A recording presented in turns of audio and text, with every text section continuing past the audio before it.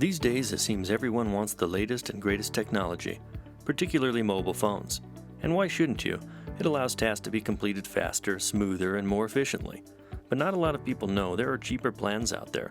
Even I thought I had a decent plan with T-Mobile until I started researching the possibility of an upgrade.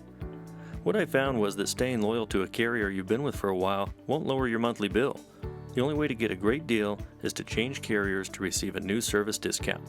Once you've done this, you can add the latest, greatest smartphone to the monthly expense, and in my case, it'll cost less than the previous carrier utilizing an older device.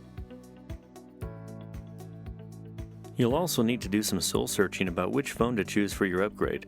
As a musician, the choice for me was obvious: iPhone. I already own an iPad Pro I purchased for music and media production. I love it. Getting a phone that can communicate with it was a no-brainer for me. So I began my iPhone comparison. It didn't take long to know I didn't need a telephoto camera for an additional $300 to $400. For me, the iPhone 11 with 120 GB of storage was just enough phone at the right price. I'm switching from T-Mobile's network over to Xfinity Mobile, and the price difference is pretty insane. I had 1 gig of data on this phone here for about $55 a month, and I'm getting 1 gig of data on the iPhone 11 for about $15 a month. So that's allowed me to upgrade at a great price point. Let's get started. Okay, the first thing we've got here is time to activate. To activate the SIM, I guess that's the SIM card to activate. Here we've got the iPhone box here, and there it is. 128 gig, that's the size I ordered for the hard drive space. That ought to be plenty for what I use. I also have the iPad Pro that has 256 gig. So between the two, that ought to be plenty of space. It's pretty sharp looking. We got a power cord in there, the adapter. Oh, and that's the headphones on the top there as well. Yeah, these headphones look pretty nice. They have a wire attached. Of course, they're not the AirPods or Airbuds, but these look pretty sweet, the ones that came with it. I'll test them out and give you an update on the sound here. And then it has a little screen protector on it that you have to peel off. Don't forget to slice that like button, click the subscribe button, and hit the notifications. Okay, so the first thing we're supposed to do is install the SIM card on this. Okay, now let's open the SIM tray. And it comes all the way out. So I'll go ahead and just set that down, and then I have to install the SIM card on it. Got the SIM card out. I'm going to install it in the tray and pop it back in. Okay, in step 3, you're supposed to go online to activate your account. So I'm going to go on to xfinity.com and sign in with my account. Okay, so here I am logged in at xfinitymobile.com. And you're supposed to activate your device here. There's a big button at the top that says activate your device, get started. Let's click that. Right below the phone it says activate your device. Click start activation. And it looks like we need a copy of our bill from T-Mobile because I'm transferring from T-Mobile to Xfinity Mobile. So I'm going to grab the bill from T-Mobile. So at Xfinity Mobile I'm going to click continue to that I have a copy of my bill with me. It says I can keep my phone number or get a new number. I'm going to keep my current phone number. Okay, it's asking for the account number, account PIN, last 4 digits of the social, first name, billing address, all those kinds of details. I don't know if I have an account PIN, so I may have to contact T-Mobile for that. We'll see if that works out. So I'm going to enter all my information here. Okay, so in order to get the account PIN, I'm having to get on the phone with T-Mobile. And we're waiting. And we're waiting. 2 hours later. Okay, so I was actually able to find my PIN number at the T-Mobile website. I had to jump through a few hoops on their site, but I was able to get it just from there. And now I'm about to activate the iPhone 11. It says enter all your details. Keep your device powered off. Okay, and press activate. It says transferring can take approximately 5 to 15 minutes from AT&T, Sprint, or T-Mobile. And in some cases, it can take up to 24 hours. If you have Cricket or Metro or Boost Mobile, Straight Talk, etc., 3 to 10 days from transferring from a landline. So mine's supposed to happen in 5 to 15 minutes. Okay, I just received an email from Xfinity Mobile saying I'm officially activated and I can now turn the phone on and begin the setup process. Make sure you're connected to a Wi-Fi network when prompted or your phone may not complete setup. Power button is on the right side. It's a single button on that side of the phone. And it's powering up now. Hola! Hello? Bonjour! I guess these are all the languages that are optional. I have no idea what that one is. Anybody? Asian? Citos. Another Asian one. Bancas. Oh wow, look at this. The iPad can do some of the setup process. It says bring your current iPad or iPhone near this iPhone to sign in and set up. Great.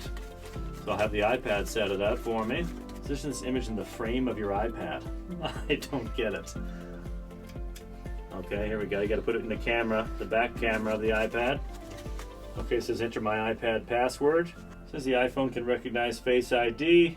First position your face in the camera frame, then move your head in a circle to show all the angles of your face. Wow, that's pretty wild. It's face scan.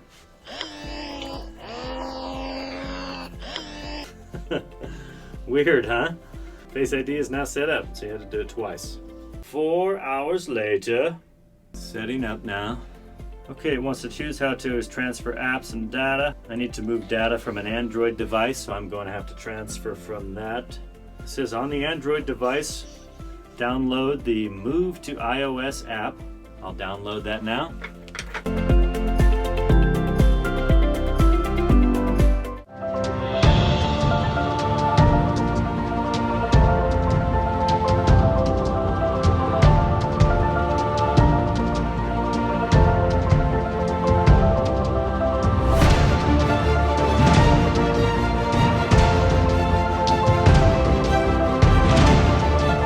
As I scroll to the left here, you can see I have all of these shortcuts and extra tabs and things with weather and maps, all this kind of stuff. So a lot of things to be edited and rearranged here. There's 28 new widgets available there. And if I scroll to the right, I have more apps. Well, many apps on here. Like I said, these all came from my Android phone. I'll have to reorganize later. The next thing I need to do is install the glass screen and camera protectors I purchased. Then I'll install the phone in a protective case. I've listed links to these items in the description below. The first item I want to install is the Ailun glass screen protector. First, remove the phone screen plastic cover. Second, take the glass panel out and remove the backing off the sticky side. This side goes onto the phone screen. Now line up the glass with the phone screen and lay it down.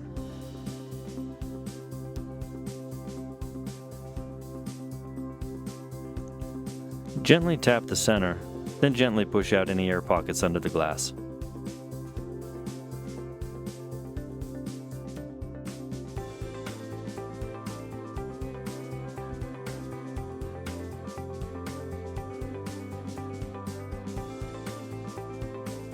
The second item I want to install is the Spigen glass camera protector. First, remove the plastic back from the glass camera protector, then line up the glass with the cameras and lay it down. If you mess up the alignment like I did, you should use the dust removing sticker before trying again.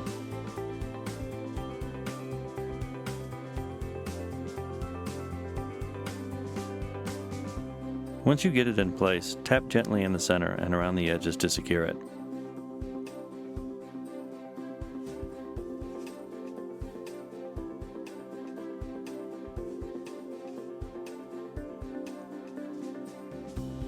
Then peel off the front of the glass plastic cover. Lastly, it's time to install the phone in the Spigen iPhone 11 protective case. First, tuck the bottom of the phone into the case.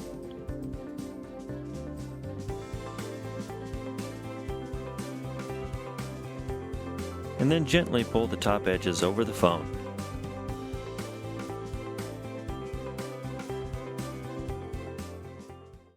So that was a little trickier than I thought it was going to be, especially to put on the back glass of the camera. That was harder to line up than I thought, and we'll have to see how that works out as far as taking photos, and I guess that's a little microphone there.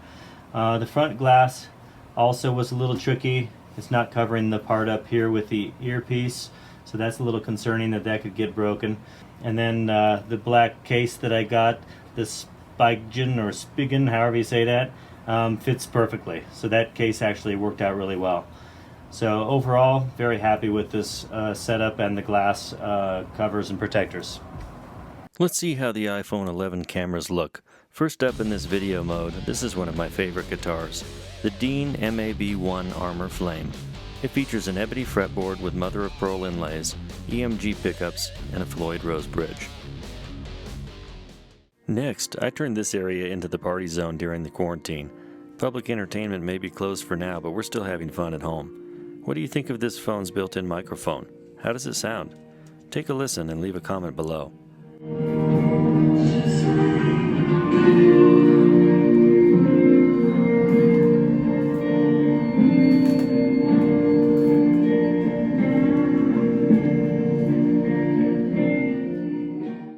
In portrait mode on the natural light setting, this is my son Donovan. He wasn't very interested in posing at the moment. Here I am in the same portrait mode, this time with the studio light setting. Let's take this outside. In this one, my dog Sammy poses for animal crackers. Here's Belle posing for a modeling job with Chewies.com. I think she's got a shot. What do you think? The slow-mo feature. A ceiling fan on the fastest setting? Absolutely. That was pretty cool.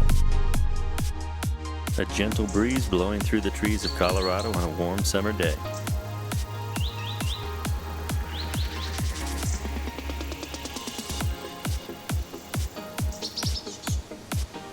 Then all of a sudden this kid goes running by. I guess he didn't want to be on camera.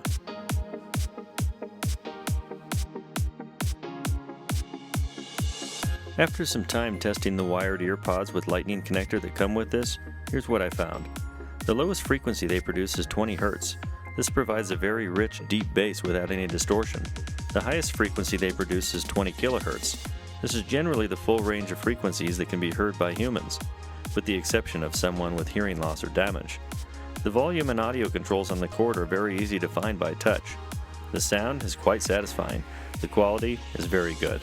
This is a nice design. It's only $20 at Target. If you don't mind being wired, get it.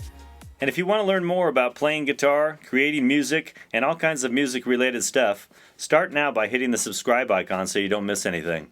Thanks so much for watching. I'll see you next time.